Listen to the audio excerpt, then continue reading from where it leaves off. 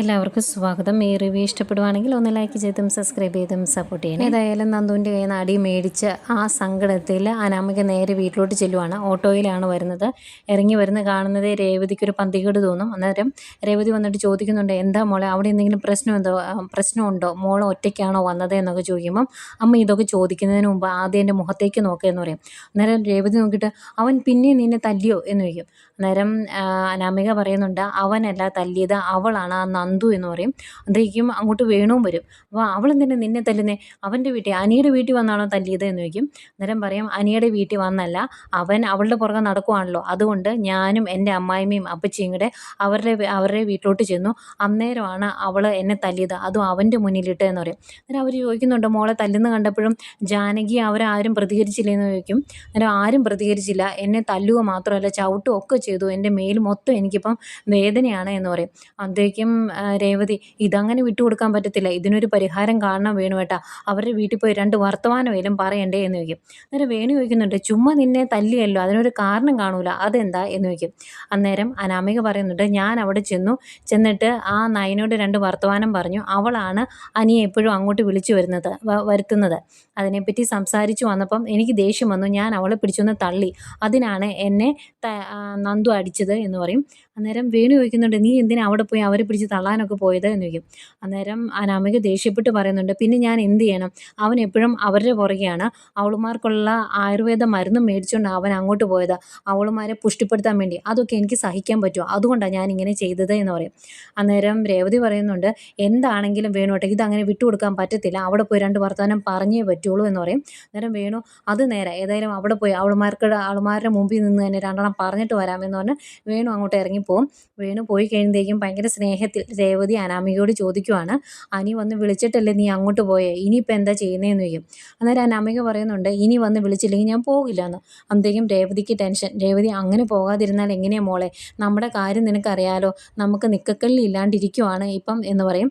അന്നേരം അനാമിക പറയുന്നുണ്ട്, പിന്നെ ഞാൻ എന്ത് ചെയ്യണം, അവിടെ എനിക്കൊരു വിലയില്ല, അവളുമാരുടെ ചേച്ചി വിഷം കുടിക്കുമായിരുന്നെങ്കിൽ എനിക്കൊരു സമാധാനം ഉണ്ടായിരുന്നു, ഇതിപ്പോൾ അതും പറ്റിയല്ല, അവിടെ നിന്നിട്ടുണ്ടെങ്കിൽ അവൾ എൻ്റെ തലയിൽ കയറും, ഇതൊന്നും എനിക്ക് സഹിക്കാൻ പറ്റില്ല, ഞാൻ പോകില്ല എന്ന് പറഞ്ഞിട്ട് അനാമിക അകത്തോട്ട് പോകുമ്പോഴേക്കും ടെൻഷൻ അടിച്ച് നിൽക്കുവാണ് രേവതി.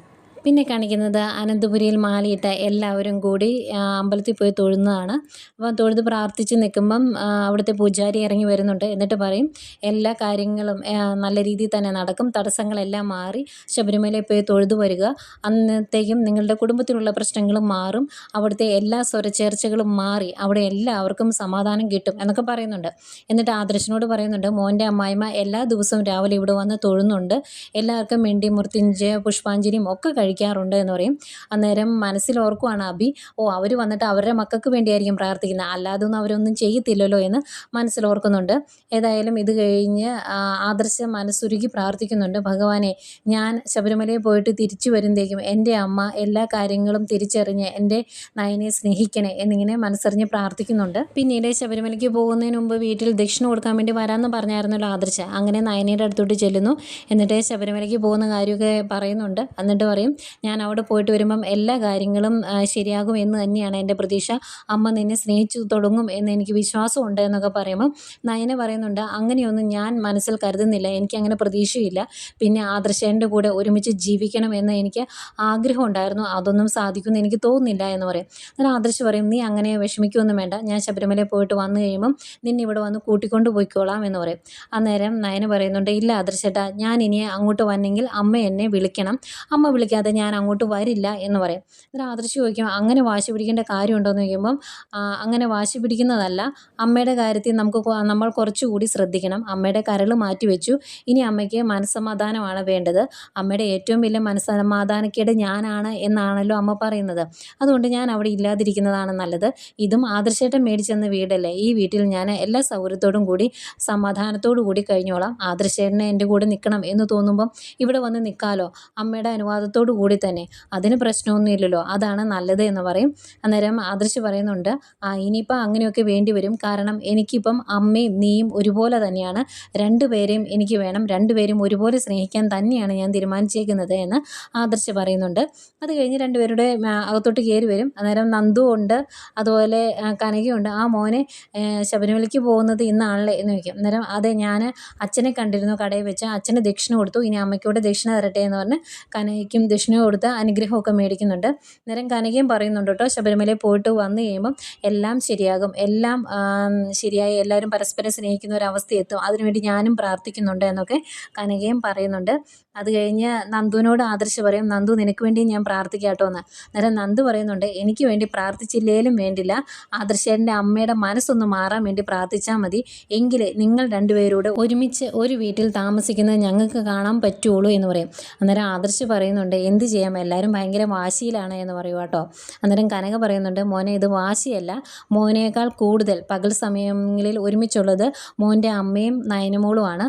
അപ്പം ആ സമയത്ത് അമ്മ മോളെ പരിഗണിച്ചില്ല എങ്കിൽ, മുഖം തിരിച്ചു പോയിട്ടുണ്ടെങ്കിൽ അവിടെ പിടിച്ചു നിൽക്കാൻ ഇത്തിരി ബുദ്ധിമുട്ടാണ്. അതുകൊണ്ടാണ് ഇനിയിപ്പം മോൾ ഇവിടെ നിൽക്കട്ടെ, അങ്ങോട്ട് വന്നം, മരുമകളായിട്ട് എൻ്റെ നയനമോൾ അങ്ങോട്ട് വന്നം എന്ന് തോന്നുമ്പം അമ്മ വിളിക്കട്ടെ, എന്നിട്ട് അവൾ വന്നോളും എന്ന് പറയും. അന്നേരം ആദർശിൻ്റെ മനസ്സിൽ ഇതെല്ലാം മാറി ദേവയാനി നയനയെ സ്നേഹിക്കും, അങ്ങനെ ഒരു ദിവസം വരുമെന്നുള്ള പ്രതീക്ഷയാണ്. അത് കഴിഞ്ഞ് അവിടുന്ന് ആദർശം ഇങ്ങോട്ട് പോരുന്ന ദക്ഷിണയൊക്കെ കൊടുത്തതിന് ശേഷം ഈ സമയം നമ്മുടെ ദേവയാനി കുറച്ച് കാശൊക്കെ കൈപ്പിടിച്ച് ഇങ്ങനെ ആലോചിച്ചുകൊണ്ടിരിക്കുക കേട്ടോ. അന്തേക്കും അങ്ങോട്ട് ആദർശ് വരും. അന്നേരം ആദർശിൻ്റെ കയ്യിൽ ആ പൈസ കൊടുക്കും, 501 രൂപയുണ്ട് കേട്ടോ. കൊടുത്തിട്ട് പറയും, മോനെ ഇത് വഴിപാടാണ്, ശബരിമലയെ കൊണ്ട് കാണിക്കുവഞ്ചിയിൽ ഇടണം എന്ന് പറയും. അന്നേരം ആർക്ക് വേണ്ടിയുള്ളതാണ് എന്ന് ചോദിക്കും. അന്നേരം പറയുന്നുണ്ട്, ഞാൻ ആശുപത്രിയിൽ കിടന്ന സമയത്ത് ഞാൻ പ്രാർത്ഥിച്ചത് എനിക്ക് വേണ്ടിയല്ല, എനിക്ക് കരൾ തന്ന പെൺകുട്ടിക്ക് ഒന്നും സംഭവിക്കല്ലേ, അവൾ പൂർണ്ണ ആരോഗ്യവതിയായിട്ട് തിരിച്ചു വരണേ എന്നാണ് ഞാൻ പ്രാർത്ഥിച്ചത്. അന്ന് ഞാൻ നേർന്നതാണ് ഈ 501 രൂപ കാണിക്കുവഞ്ചി ഇട്ടേക്കാമെന്ന്. നമ്മൾ കൊടുത്ത പൈസ അവർ ഇതുവരെ ബാങ്കിൽ പോയി മാറി എടുത്തിട്ടില്ല, പിന്നെ ഇങ്ങനെ ചെയ്യുന്നതിന് അവരുടെ അനുവാദമൊന്നും വേണ്ടല്ലോ എന്നിങ്ങനെ പറയും. അന്നേരം ആദർശ് പറയും, അതേതായാലും നന്നായി അമ്മ അവൾക്ക് വേണ്ടി പ്രാർത്ഥിച്ചല്ലോ, ഞാനും ശബരിമലയിൽ പോയി അവൾക്ക് വേണ്ടി നന്നായി പ്രാർത്ഥിക്കുന്നുണ്ട് എന്ന് പറയുമ്പം അങ്ങനെ വേണം മോനെ എന്ന് ദേവയാനിയും പറയുന്നുണ്ട്. എന്നിട്ട് ആദർശിനോട് ചോദിക്കുന്നുണ്ട്, ഭാര്യ വീട്ടിൽ പോയിട്ട് എന്തായി, അവിടെ പോയി എല്ലാവരുടെയും അനുഗ്രഹമൊക്കെ മേടിച്ചോ എന്ന് ചോദിക്കുമ്പം ആ അനുഗ്രഹമൊക്കെ മേടിച്ചു എന്ന് പറയും. എന്നിട്ട് ആദർശ് പറയുന്നുണ്ട്, അമ്മയോട് ഒരു കാര്യം പറയണമെന്ന് നയന പറഞ്ഞായിരുന്നു എന്ന് പറയും. എന്താണെന്ന് ചോദിക്കുമ്പം ആദർശ് പറയുന്നുണ്ട്, അവൾ പറഞ്ഞു അവൾ ഇനി ഇങ്ങോട്ട് വരുന്നത് അമ്മ വിളിച്ചാൽ മാത്രമാണ്, അല്ലെങ്കിൽ വരുന്നില്ല എന്ന് പറഞ്ഞു എന്ന് പറയും. അന്നേരം ദേവയാനി പറയുന്നുണ്ട്, എങ്കിൽ അവൾ അവിടെ നിൽക്കത്തേ ഉള്ളൂ, ഒരു കാലത്തും അവൾ ഞാൻ വിളിക്കുകയില്ല എന്നറിയാം, പിന്നെ എന്തിനാ അവൾ അങ്ങനെ ഒരു ആഗ്രഹം മനസ്സിൽ വെച്ചുകൊണ്ട് നടക്കുന്നത്, പിന്നെ ബലമായിട്ട് നീ അവളെ ഇങ്ങോട്ട് കൂട്ടിക്കൊണ്ട് വന്നിട്ടുണ്ടെങ്കിൽ അവളെ ഇറക്കി വിടാനുള്ള അവകാശമൊന്നും എനിക്കില്ല, ഇത് എൻ്റെ വീടല്ലല്ലോ എന്നിങ്ങനെ പറയും. അന്നേരം ആദർശ് പറയുന്നുണ്ട്, അമ്മ അവളൊരു പാവമാണ്, അവൾ ഒരുപാട് സ്നേഹിക്കുന്നുണ്ട് അവളുടെ അമ്മേനെ, അവളുടെ അമ്മയെപ്പോലെ തന്നെ കണ്ട് അമ്മയും അവളെ ഒന്ന് മനസ്സിലാക്കണം എന്ന് പറയുമ്പം എന്തിനാ ആദർശ് നല്ലൊരു വഴിക്ക് പോകുന്ന സമയത്ത് എന്നെ ഇങ്ങനെ വേദനിപ്പിക്കുന്നത് എന്ന് ചോദിക്കും. അന്നേരം ആദർശ് പറയുന്നുണ്ട്, എങ്കിൽ ഞാനൊന്നും മിണ്ടുന്നില്ല, അവിടെ കെട്ടുനിറയ്ക്കുള്ള എല്ലാ ഒരുക്കങ്ങളുമായി അമ്മ അങ്ങോട്ട് വാ എന്ന് പറയുമ്പം നീ അങ്ങോട്ട് പോയിക്കോ, ഞാൻ വന്നോളാം എന്ന് ദേവയാനി പറയുന്നുണ്ട്. പിന്നെ കാണിക്കുന്നത് ഗോവിന്ദനും നയനയും കനകയും ഇങ്ങനെ സംസാരിച്ചുകൊണ്ടിരിക്കുകയാണ്. അന്നേരം നയന പറയുന്നുണ്ട്, നാളെ രാവിലെ നമുക്കൊന്ന് അമ്പലത്തിൽ പോകണം, അവർ ശബരിമലയിൽ പോയതല്ലേ, അപ്പോൾ അമ്പലത്തിൽ പോയൊന്ന് തൊഴണ്ടേ എന്ന് ചോദിക്കും. അന്നേരം ഗോവിന്ദൻ പറയുന്നുണ്ട്, രാവിലെ തണുപ്പല്ലേ, പോകണോ മോളെ എന്ന് ചോദിക്കും. അന്നേരം നയന പറയും, എനിക്ക് കുഴപ്പമൊന്നുമില്ല അച്ഛാ, പിന്നെ അമ്മ കൂടെ ഉണ്ടല്ലോ, അതുകൊണ്ട് പോയിട്ട് വരാമെന്ന് പറയും. ഇവരിങ്ങനെ സംസാരിച്ചുകൊണ്ട് നിൽക്കുന്നേക്കും അങ്ങോട്ടേക്ക് നമ്മുടെ വേണു വരുവാണ്. കയറി വരുന്നത് ഗോവിന്ദൻ വാ വേണു ഇരിക്കുക എന്നൊക്കെ പറയും. അന്നേരം വേണു പറയുന്നുണ്ട്, ഞാൻ ഇങ്ങോട്ട് വന്നത് നിങ്ങളുടെ സ്വീകരണം ഏറ്റുവാങ്ങാൻ വേണ്ടിയൊന്നുമല്ല, ഇവിടുത്തെ ഒരുത്തി എൻ്റെ മകളുടെ മുഖത്ത് അടിച്ച് അങ്ങോട്ട് പറഞ്ഞു വിട്ടില്ലേ, അവളെ ഒന്ന് കാണാൻ വേണ്ടിയാണ് എന്ന് പറയും. അന്നേരം നയന പറയുന്നുണ്ട്, അങ്കിളെ ഇങ്ങോട്ട് വരുന്നവർക്ക് എല്ലാവർക്കും ഞങ്ങൾ അർഹിക്കുന്ന ബഹുമാനം കൊടുക്കാറുണ്ട്, പക്ഷേ മകളെപ്പോലെ തന്നെ സംസാരിക്കാനാണ് അങ്കിളിൻ്റെയും ഉദ്ദേശമെങ്കിൽ ഞങ്ങൾക്കും ആ രീതിയിൽ തന്നെ പ്രതികരിക്കേണ്ടി വരും എന്ന് പറയും. അതുപോലെ കനക പറയുന്നുണ്ട്, മോളുടെ മുഖത്ത് അടിച്ച് ഇവിടുന്ന് ഇറക്കി വിട്ടിട്ടുണ്ടെങ്കിൽ മോള് ചെയ്ത കാര്യവും നിങ്ങൾക്കറിയാലോ, ഈ വയ്യാതിരിക്കുന്ന നയന മോളെ പിടിച്ചു തള്ളി, അതിൻ്റെ ആവശ്യമുണ്ടോ എന്ന് ചോദിക്കും.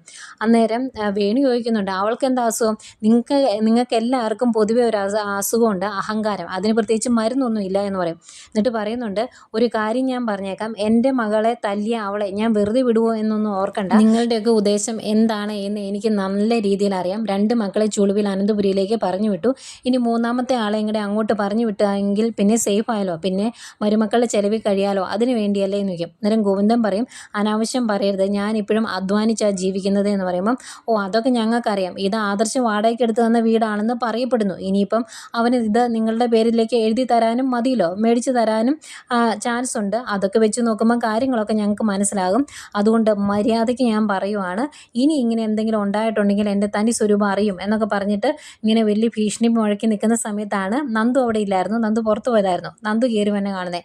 അന്നേരം വേണുവിന് ടെൻഷൻ ആവുകയെ, അന്ന് ഗുണ്ടകളെ എടുത്തിട്ട് അടിച്ചതൊക്കെ മനസ്സിലേക്ക് വരുവാണ്. അന്നേരം നന്ദു കയറി വരുന്നതേ പറയുന്നുണ്ട്, മകളെ അടിച്ചതിൻ്റെ പേരിൽ ചോദിക്കാൻ ഇങ്ങനെ വന്നില്ലല്ലോ എന്ന് ഓർത്തിരിക്കുമായിരുന്നു ഞാൻ. ഇനിയിപ്പോൾ അങ്ങനെ എന്തെങ്കിലും ചോദിക്കാനാണ് വന്നെങ്കിൽ നമുക്ക് ഇപ്പം തന്നെ പറഞ്ഞു തീർക്കാട്ടോ എന്ന് പറയും. അന്നേരം നീ നോക്കിക്കോടി, നിനക്കുള്ളത് ഞാൻ വെച്ചിട്ടുണ്ടെന്ന് പറയുമ്പോൾ, എങ്കിൽ ഇപ്പം തന്നെ തല്ലി തീർക്കാമെന്ന് പറയുമ്പം അടുത്തോട്ട് ചെല്ലും അത്രയും പറഞ്ഞ്. അന്നേരം ചെറിയൊരു പേടി വേണുവിന്. വേണു പറയുന്നുണ്ട്, കാശില്ലാത്തവരെ കാശുള്ള ഞങ്ങളെ മര്യാദ പഠിപ്പിക്കാൻ വരുന്നു, നിന്നെയൊക്കെ കാണിച്ചു തരാം എന്ന് പറഞ്ഞാൽ അങ്ങോട്ട് ഇറങ്ങിപ്പോകുന്നു. അന്നേരം നന്ദു പറയുന്നുണ്ട്, മിക്കവാറും അച്ഛനെയും അമ്മയും മകളെയും കൂടെ ഒരുമിച്ച് അടിച്ചൊതുക്കേണ്ടി വരും എന്നാ തോന്നുന്നേ എന്നിങ്ങനെ നന്ദുവും പറയുന്നുണ്ട്. പുറത്തേക്ക് ഇറങ്ങി പോകുന്ന വേണു മനസ്സിലോർക്കുക, ഈശ്വര അവളെ തല്ലിയെങ്കിൽ നാണക്കേടായേനെ എന്നിങ്ങനെ മനസ്സിലോർത്തുകൊണ്ടാണ് പോകുന്നത്. പിന്നെ കാണിക്കുന്നത് അനന്തപുരിയാണ്. അനന്തപുരിയിൽ എല്ലാവരും കൂടെ കെട്ടി നിറച്ച് ശബരിമലയ്ക്ക് പോകാനുള്ള ചടങ്ങുകളൊക്കെ നടക്കുന്നു. മുത്തശ്ശനാണ് എല്ലാ ചടങ്ങുകളും ചെയ്ത് കെട്ടി നിറച്ച് കൊടുക്കുന്നത്. അങ്ങനെ കെട്ടിനിറ കഴിഞ്ഞു. എല്ലാവരും ചുറ്റും നിൽപ്പുണ്ട് കേട്ടോ. നല്ല സുന്ദരക്കുട്ടികളായിട്ട് ഒരുങ്ങിയാണ് എല്ലാവരും നിൽക്കുന്നത്. കെട്ടിനിറയെല്ലാം കഴിഞ്ഞ് മുത്തശ്ശന് ദക്ഷിണയൊക്കെ കൊടുത്ത് ഇരുമുടിക്കെട്ട് തലയിലേന്തി അവർ പോകാനായിട്ട് നിൽക്കുമ്പോൾ പെട്ടെന്നൊരു ഭയങ്കര ടെൻഷനോടെ നോക്കുന്ന ദേവിയേനെ കാണിക്കുന്നുണ്ട്. മുത്തശ്ശി അത് ശ്രദ്ധിക്കുന്നുണ്ട്. ഇത്രയും കാണിച്ചുകൊണ്ട് ഇന്നത്തെ എപ്പിസോഡ് അവസാനിക്കുന്നു.